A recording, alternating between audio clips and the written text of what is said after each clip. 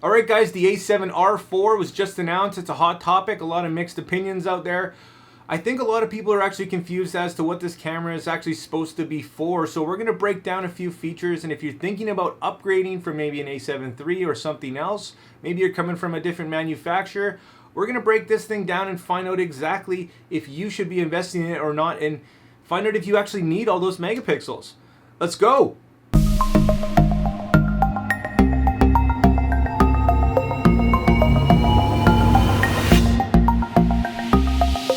Alright guys, the A7R IV, let's chat about it. Do you need it? Who needs this camera? Do you need 61 megapixels? Oh, you're not sure? You don't know for sure? Then guess what? You don't. If you're not 100% convinced you need 61 megapixels, then there's a huge 99% chance that you do not need them. Alright guys, thanks for watching this video. That's it for me. Alright, okay, we'll talk about it a little bit, but for the most part, if you're on the fence, if you really don't know, if you're doing all this research and it comes down to the megapixels, you don't need it. Let's talk about why. This is a Sony A7RIV. R meaning resolution.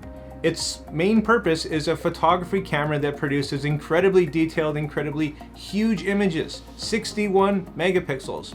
What does that mean? There's great, which means that it takes great pictures. It takes incredibly detailed, huge pictures. And that means you're going to be able to crop in when you need to and not have a lot of image quality loss. It also means that you're going to be able to print your pictures. Print huge pictures, go ahead, that's lots to work with.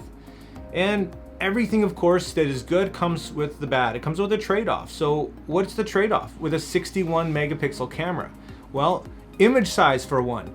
Image size is going to be huge.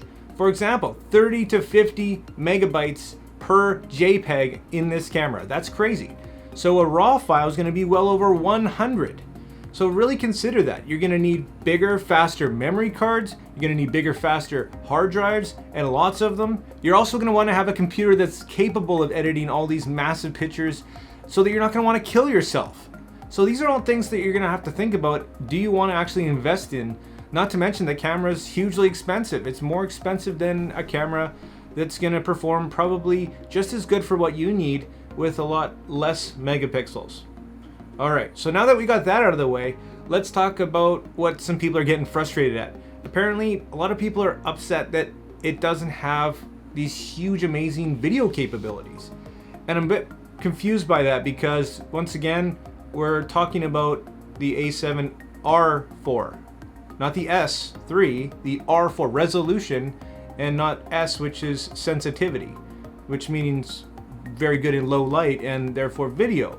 So let's look at that. Yeah, it doesn't have 4K 60. Why would it? It's not a video camera. It's a photography camera.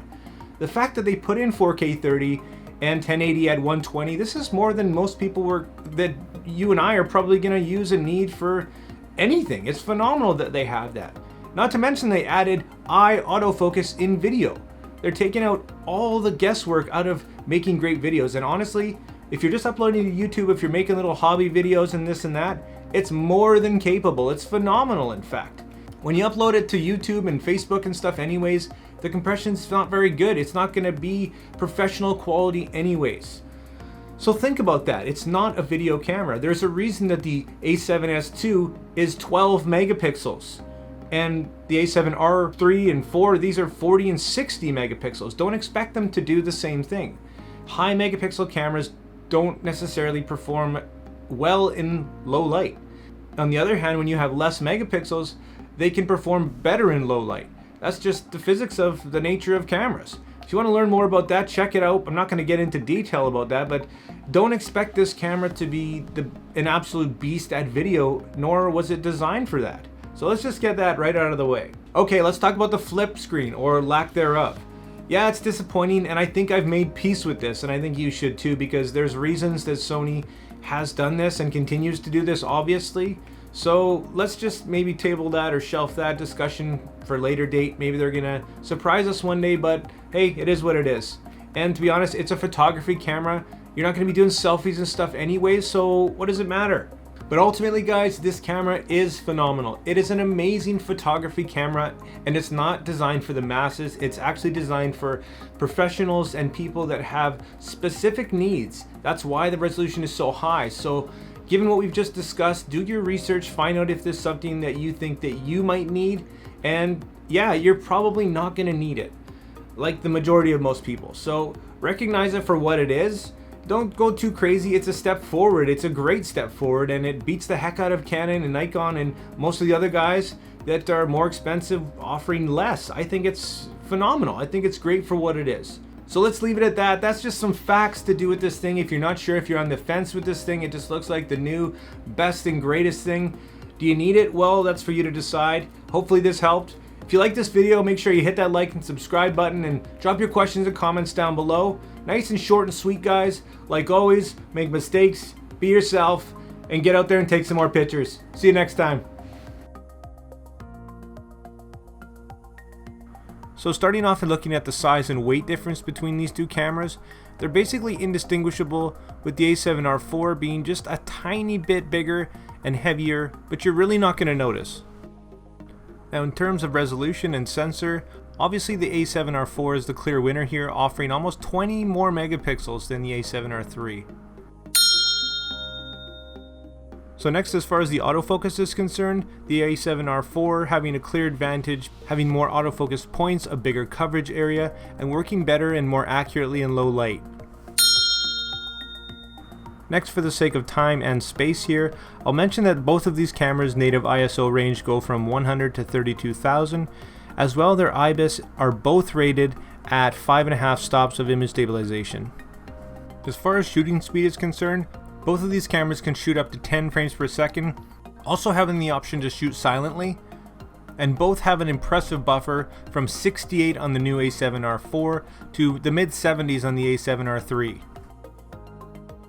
They both have fantastic EVFs, but the A7R IV takes it to the next level with a 5.76 million dot EVF compared to the 3.69 dot EVF on the A7R III. Now both of these cameras do impress when it comes to video. And keep in mind, they're not meant for video. These are high resolution cameras that are made first and foremost for photography. Having said that, they're going to give you 4K 30 and 1080 120, as well as several picture profiles to choose from, but the advantage is definitely going to go to the A7R IV, in which Sony has included some incredible features like video eye tracking, most likely better upscaling because of the higher resolution, and better performance in low light.